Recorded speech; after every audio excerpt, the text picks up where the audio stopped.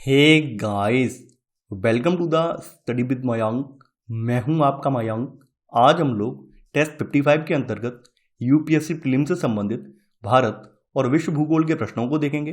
तो चलिए स्टार्ट करते हैं आज का वीडियो। देखते हैं हमें क्या क्या डिस्कस करना है यहाँ पर। आज का पहला प्रश्न है, भूगोल में बृहद संचलन के संदर्भ में निम्नलिखित कथनों पर विचार कीजिए। पूछा गया है कौन सा कथन सही है।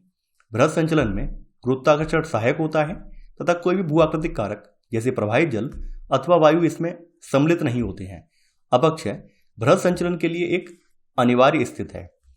देखिए, बृहद संचलन में जो सैलों का बृहद मलबा है यह गुरुत्वाकर्षण के प्रत्यक्ष प्रभाव के कारण ढाल के अनुरूप स्थानांतरित होता है। इसका मतलब यह है कि इसमें वायु, जल अथवा हिम अपने साथ एक स्थान से दूसरे स्थान पर मलबा नहीं ले जाते हैं, अपितु मलबा जो है अपने साथ वायु, जल और हिम ले जाता है। तो यहां पर आपका पहला वाला कथन सही है। सेकंड वाला जो कथन है ये गलत है। बृहद संचलन के लिए अपक्षय अनिवार्य नहीं होता है, यद्यपि अपक्षय जो है इसे बढ़ावा देता है। बृहद संचलन अपक्षय ढालों पर अनअपक्षित पदार्थों की तुलना में अधिक सक्रिय होता है, लेकिन ये जरूरी नहीं है कि जहां पर अपक्षय होगा केवल वहीं पर बृहद संचलन होगा, ऐसा जरूरी नहीं है। तो यहां पर आपका केवल पहला वाला कथन सही है, तो आपका सही आंसर है पहले का ए, केवल एक। दूसरा प्रश्न है आपका, सतत विकास लक्ष्य सस्टेनेबल डेवलपमेंट गोल भारत सूचकांक के बारे में निम्नलिखित कथनों पर विचार कीजिए। पूछा गया है कौन सा कथन सही है। इस सूचकांक को पहली बार वर्ष 2018 में लॉन्च किया गया था। यह स्वास्थ्य, शिक्षा, लिंग, आर्थिक विकास संस्थानों, जलवायु परिवर्तन और पर्यावरण जैसे मानकों पर राज्यों और केंद्र शासित प्रदेशों की प्रगति का मूल्यांकन करता है। भारत में संयुक्त राष्ट्र के सहयोग से सूचकांक विकसित किया गया है। सतत विकास लक्ष्य भारत सूचकांक 2020-21 में हिमाचल प्रदेश शीर्ष पर रहा, जबकि बिहार जो है अंतिम स्थान पर था। तो देखिए, आपका पहला वाला कथन यहाँ पर सही है। इसे पहली बार दिसंबर 2018 में लॉन्च किया गया था और अब यह भारत में एसडीजी पर प्रगति की निगरानी के लिए प्राथमिक उपकरण बन गया है। तो यहाँ पर आपका पहला वाला कथन सही है। यह स्वास्थ्य, शिक्षा, लिंग, आर्थिक विकास संस्थानों, जलवायु परिवर्तन और पर्यावरण जैसे मानकों पर राज्यों और केंद्र शासित प्रदेशों की प्रगति का मूल्यांकन करता है। तो यहाँ पर आपका सेकंड वाला भी सही है। यहाँ पर आपका तीसरा वाला कथन भी सही है। भारत में इसे संयुक्त राष्ट्र के सहयोग से सूचकांक को डेवलप किया गया है। तो यहां पर आपका तीसरा वाला भी सही है। यहां पर आपका चौथा वाला गलत है। देखिए, यहां पर 75 स्कोर के साथ जो केरल राज्य है, तो केरला पहले नंबर पर रहा है। हिमाचल प्रदेश का स्कोर 74 रहा है और वहीं तमिलनाडु का स्कोर भी 74 रहा है। तो हिमाचल प्रदेश और तमिलनाडु दोनों सेकंड स्थान पर रहे हैं, जबकि केरला का कौन से पर रहा है, केरला जो है इस सूचकांक में फर्स्ट पर रहा है। अगर हम बात करें लोअर लेवल की, तो लोअर लेवल पर बिहार, झारखंड और असम जो है इस वर्ष के जो भारत सूचकांक में सबसे खराब प्रदर्शन करने वाले राज्य रहे हैं। तो यहां पर आपका 1, 2 और 3 कथन सही है। तो आपका सही आंसर है सेकंड का ए, केवल 1, 2 और 3।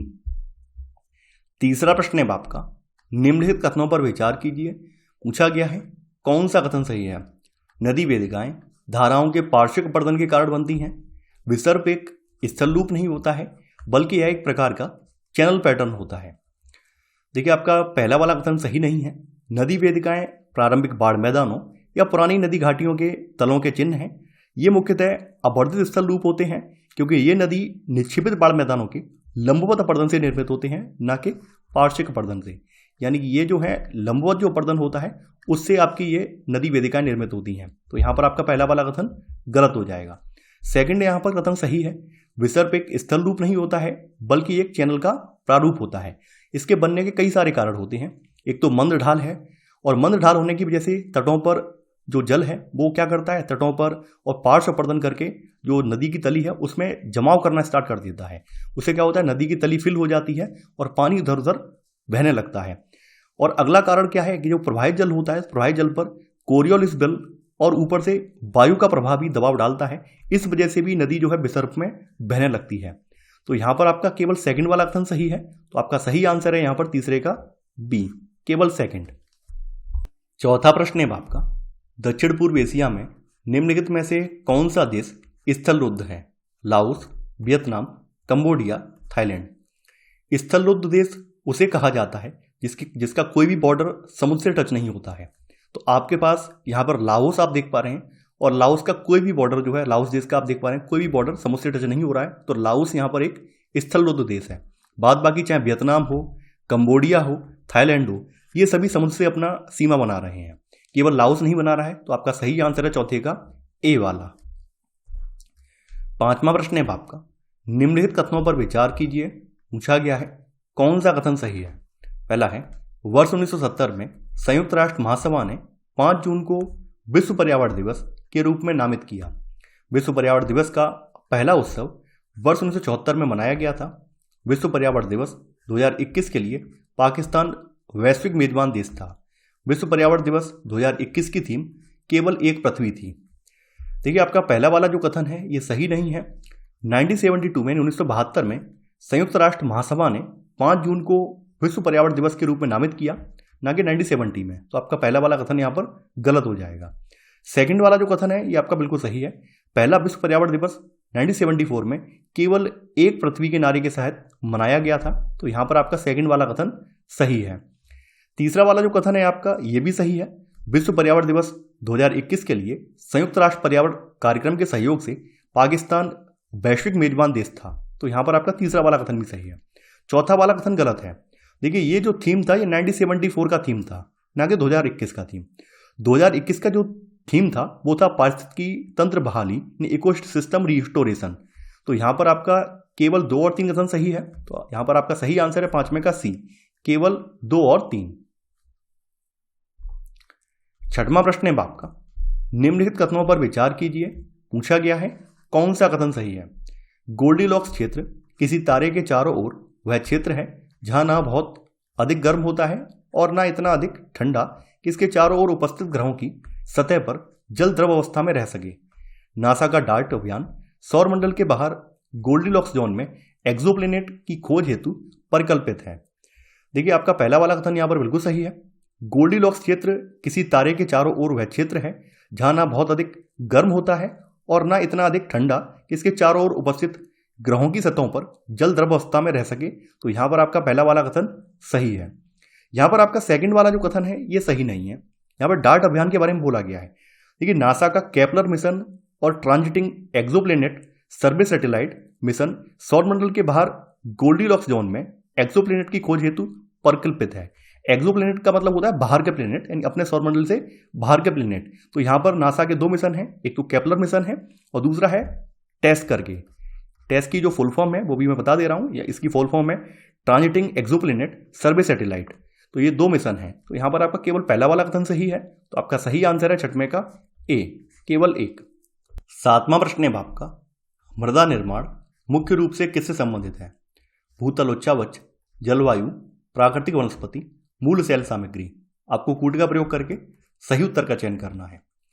मृदा का निर्माण मुख्य रूप से मूल सेल सामग्री, भूतल उच्चावच, जलवायु और प्राकृतिक वनस्पति से संबंधित है, यानी ये सभी इन सभी से संबंधित है। तो यहाँ पर आपका सही आंसर है 7वें का डी वाला, 1, 2, 3 और 4। आठवां प्रश्न है आपका, अमेजन वर्षावन के संदर्भ में निम्नलिखित कथनों पर विचार कीजिए। पूछा गया है कौन सा कथन सही है। 80% से अधिक वर्षावन ब्राजील की सीमा के अंदर स्थित है। अमेजन वर्षावन दक्षिण अमेरिका में 9 देशों को कवर करता है। देखिए, बात करें अमेजन वर्षावन की, तो अमेजन वर्षावन अमेजन बायोम में एक नम पतझड़ उष्णकटिबंधीय वर्षावन है जो दक्षिण अमेरिका के अधिकांश अमेजन बेसिन को कवर करता है।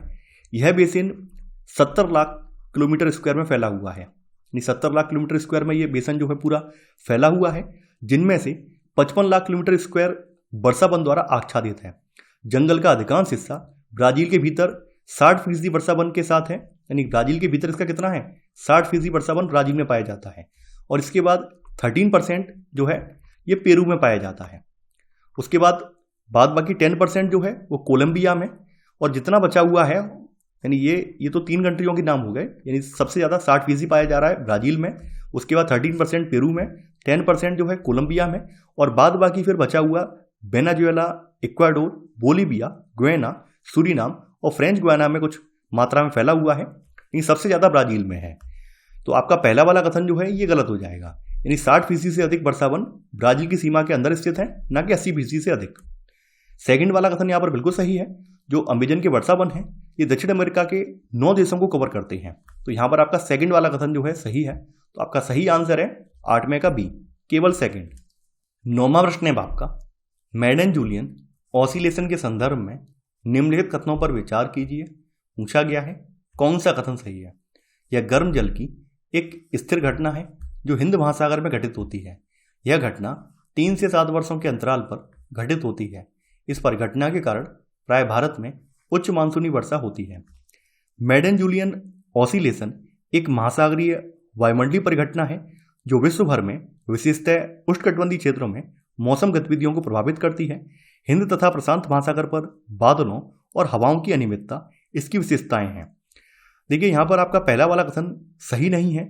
यह एक स्थिर प्रणाली के बजाय निरंतर प्रवाहित होने वाली घटना है। स्थिर घटना नहीं है बल्कि ये निरंतर प्रवाहित होने वाली घटना है। तो आपका पहला वाला कथन यहाँ पर गलत हो जाएगा। MJO की जो खोज है वर्ष 1971 में national centre for atmospheric research की डॉक्टर रोलैंड मैडन और डॉक्टर पॉल जूलियन ने की थी। इन्होंने पाया कि इस अपरिचित प्राकृतिक घटना की जो प्रकृति है वो दोलन के समान थी और इस प्रकार इसे मैडन जूलियन ऑसिलेशन नाम दिया गया। यह औसतन 30 से 60 दिनों में पृथ्वी के चारों ओर चक्कर लगाती है। इसलिए ये वार्षिक घटना नहीं है बल्कि ये मासिक घटना है। यानी यहाँ पर 30 से 60 दिनों में ये घटना घटित होती है। तो ये वार्षिक नहीं है बल्कि ये मासिक घटना है। तो यहाँ पर आपका सेकंड वाला कथन जो है ये भी गलत हो जाएगा। तीसरा वाला जो कथन है इस परिघटना के कारण प्राय भारत में उच्च मानसूनी वर्षा होती है, ये भी गलत है। देखिए MJO में जो MJO है उसमें 2 भाग होते हैं। इसमें एक अधिक वर्षा का चरण होता है और दूसरा होता है कम वर्षा का चरण होता है। इसकी यात्रा 8 चरणों में पूरी होती है। मानसून के दौरान जब यह हिंद महासागर के ऊपर होता है तो भारतीय उपमहाद्वीप में अच्छी बारिश होती है। वहीं दूसरी ओर जब यह लंबे चक्र की समयावधि में होता है तब प्रशांत महासागर के ऊपर होता है तो यह भारतीय मानसून के लिए प्रतिकूल स्थिति लाता है। इस प्रकार यह हमेशा भारतीय मानसून को बाधित नहीं करता है बल्कि इसके 2 चरण हैं, आधे चरण और शुष्क चरण। तो यहाँ पे ये कहना गलत हो जाएगा कि प्राय भारत में उच्च मानसूनी वर्षा होती है। नहीं, जब ये हिंद महासागर में होता है तो हमें अच्छी खासी वर्षा प्राप्त होती है और जब ये प्रशांत महासागर में होता है तो उस साल वर्षा कम होती है। तो यहाँ पर आपका तीसरा वाला कथन यहाँ पर गलत हो जाएगा। यहाँ पर आपका 1, 2, 3 तीनों ही गलत हैं। तो आंसर है आपका 9 का डी, उपरोक्त में से कोई नहीं। 10वां प्रश्न है आपका, ठंडे समशीतोष्ण क्षेत्र में होने के बावजूद पश्चिमी यूरोप चरम जलवायु स्थिति का अनुभव नहीं करता है क्योंकि यूरोप का पश्चिमी किनारा वर्ष भर पूर्वी पवनों के प्रभाव में रहता है। उत्तरी अटलांटिक प्रभाव समग्र तापमान को नियंत्रित रखता है। देखिए बात करें पश्चिमी यूरोप की तो पश्चिमी यूरोप की जलवायु एक समुद्री जलवायु है और इसे अटलांटिक महासागर से प्रचुर नमी प्राप्त होती है। महासागर मौसमों के तापमान को नियंत्रित करता है, जहां शीतकाल नम और मृदु होता है जबकि ग्रीष्मकाल नम और ठंडा होता है। यह जलवायु मुख्य रूप से आल्प पर्वत के उत्तर में बनी रहती है और इस प्रकार जो आल्प पर्वतमाला है वो यहाँ पर जलवायु विभाजक का काम करती है। आपका पहला वाला जो कथन है गलत है। देखिए यूरोप का जो पश्चिमी किनारा है वो वर्ष भर पूर्वी पवनों के प्रभाव में नहीं रहता है बल्कि ये पश्चिमी पवनों के प्रभाव में रहता है। तो आपका यहाँ पर पहला वाला जो कथन है ये गलत हो जाएगा। सेकंड वाला कथन यहाँ पर बिल्कुल सही है। उत्तरी अटलांटिक प्रभाव का अपेक्षाकृत गर्म जल पश्चिमी यूरोप की जलवायु को नियंत्रित करने के लिए उत्तरदायी है और इसके प्रभाव में शीतकाल कम ठंडा होता है, अन्यथा यह अपनी अक्षांशीय स्थिति के कारण अत्यधिक ठंडा हो जाता। तो यहाँ पर आपका सेकंड वाला कथन यहाँ पर सही है। तो यह आपका सही आंसर है 10वें का बी वाला, केवल सेकंड।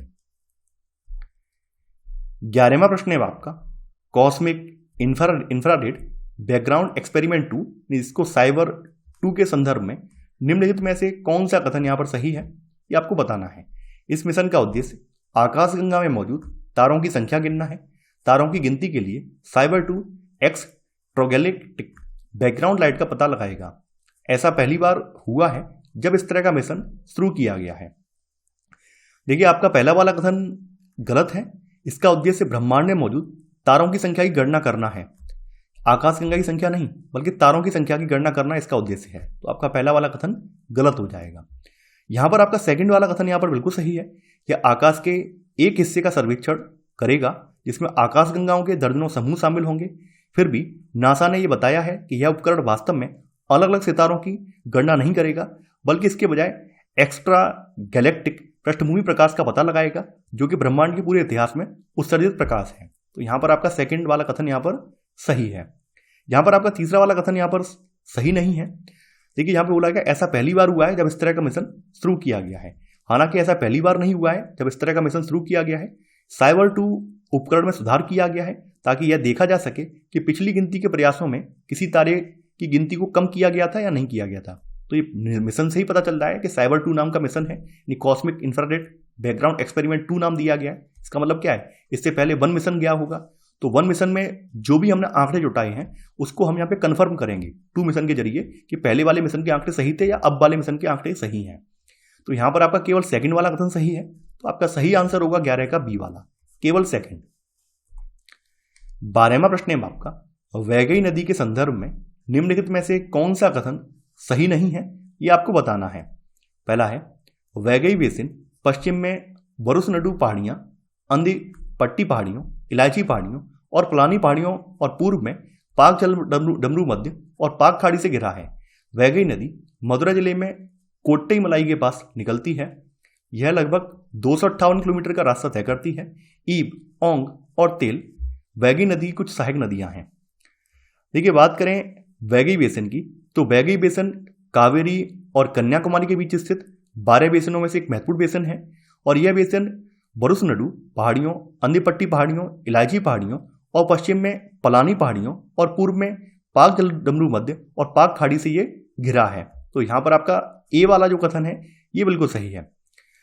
देखिए, वैगई नदी का उद्गम मदुरै जिले में कोट्टई मलाई के पास 1200 मीटर की ऊंचाई पर बरुसनडू पहाड़ी के पूर्वी ढलान से होता है और उत्तर पूर्वी दिशाओं में ये बहती है और बरहनाधी के साथ संगम तक ये जाती है। फिर ये पूर्व की ओर मुड़ जाती है और दक्षिण पूर्व मदुरै, शिवगंगई तथा रामनाथपुरम जिलों से होकर ये बहती है। बी वाला यहाँ पर सही है, यानी वैगई नदी मदुरै जिले के कोट्टई मलाई के पास निकलती है। ये वाला सेकंड वाला यहाँ पर सही है। तीसरा वाला जो यहाँ पर है, देखिए, यह लगभग 258 किलोमीटर रास्ता तय करती है। देखिए, यहाँ पर तीसरा वाला भी सही है। ये नदी जो है लगभग 258 किलोमीटर की यात्रा के बाद वैगई नदी रामनाथ, बड़े टैंक और कुछ अन्य टैंकों में गिरती है। टैंकों से अतिरिक्त पानी अंत में मंडपम के पास पाक खाड़ी में छोड़ दिया जाता है। तो यहाँ पर आपका सी वाला ये सही है। देखिए, यहाँ पर डी वाला जो है गलत है। यहाँ पे लिखा हुआ है ईब, ओंग और तेल वैगई नदी की कुछ सहायक नदियां हैं, ये गलत है। सियोनाथ, जोंक, हसदेव, मंड, आईबी, ओंग और तेल महानदी की प्रमुख सहायक नदियां हैं। ये जो है ना कि इसकी सहायक नदियां हैं, यानी ये जो ईब, ओंग और तेल हैं ये महानदी की सहायक नदियां हैं, ना कि वैगई नदी की सहायक नदियां हैं। तो यहां पर आपका डी वाला कथन जो है ये गलत है। तो यहां पर आपका आंसर होगा 12 का डी वाला। 13वां प्रश्न है आपका, निम्नलिखित कथनों पर विचार कीजिए। पूछा गया है कौन सा कथन यहां पर सही है, आपको बताना है। शुष्क वायु में जलवाष्प को धारण करने की क्षमता आर्द्र वायु की तुलना में कम होती है। निरपेक्ष आर्द्रता मौसम पूर्वानुमान की अनिवार्य विशेषता है। जलवाष्प की मात्रा जितनी अधिक होती है, निरपेक्ष आर्द्रता उतनी ही अधिक होती है। देखिए, आपका पहला वाला जो कथन है सही नहीं है। दिए गए तापमान पर अपनी पूरी क्षमता की तुलना में वायुमंडल में मौजूद आर्द्रता के प्रतिशत को सापेक्ष आर्द्रता कहते हैं। शुष्क वायु में जलवाष्प ग्रहण करने की क्षमता नम्र वायु से अधिक होती है। तो यहां पर आपका पहला वाला कथन गलत हो जाएगा। सेकंड वाला कथन यहां पर यह भी सही नहीं है। देखिए, सापेक्ष आर्द्रता मौसम पूर्वानुमान की आवश्यक विशेषता है, न कि निरपेक्ष आर्द्रता। यानी ये सापेक्ष आर्द्रता की बात हो रही है और सापेक्ष आर्द्रता जो है ये मौसम पूर्वानुमान की अनिवार्य विशेषता मानी जाती है। तो यहां पर आपका सेकंड वाला जो है गलत हो जाएगा। यहां पर आपका तीसरा वाला कथन यहां पर बिल्कुल सही है। वायुमंडल में उपस्थित जलवाष्प की वास्तविक मात्रा को निरपेक्ष आर्द्रता कहा जाता है। तो यहां पर आपका तीसरा वाला कथन सही है। तो यहां पर आपका सही आंसर है 13 का सी वाला, केवल 3। 14वां प्रश्न है आपका, शीत मरुस्थल के संदर्भ में निम्नलिखित कथनों पर विचार कीजिए। पूछा गया है कौन सा कथन सही है। शीत मरुस्थलों में दीर्घकालीन शुष्क ग्रीष्म ऋतु पाई जाती है। ये मरुस्थल ध्रुवीय मरुस्थलों की तरह वर्ष भर ठंडे नहीं रहते हैं। ये समशीतोष्ण क्षेत्रों में अत्यधिक ऊंचाई तथा वृष्टि छाये क्षेत्रों में पाए जाते हैं। देखिए, यहां पर आपका पहला वाला कथन गलत है। शीत मरुस्थलों में ग्रीष्मकाल की अवधि छोटी होती है। दीर्घकालीन शुष्क ग्रीष्म ऋतु नहीं पाई जाती है, बल्कि यहाँ पर ग्रीष्मकाल की अवधि छोटी होती है और इस दौरान मौसम नम और मध्यम गर्म होता है, जबकि शीतकाल की अवधि यहाँ पर लंबी होती है और मौसम ठंडा होता है। तो आपका पहला वाला कथन यहाँ पर गलत हो जाएगा। यहाँ पर आपका सेकंड वाला जो कथन है ये बिल्कुल सही है। देखिए, यहाँ ग्रीष्म ऋतु बहुत गर्म और शीत ऋतु बहुत अधिक ठंडी होती है। गर्म रेगिस्तानों की तुलना में तापमान की जो वार्षिक सीमा है ये अधिक होती है। तो यहाँ पर आपका सेकंड वाला कथन ये सही है। यहाँ पर आपका तीसरा वाला कथन भी सही है। शीतोष्ण या शीत मरुस्थल आमतौर पर अधिक ऊंचाई पर और समशीतोष्ण क्षेत्रों में पहाड़ों के वृष्टि छाया प्रदेशों में पाए जाते हैं। तो यहाँ पर आपका तीसरा वाला भी सही है।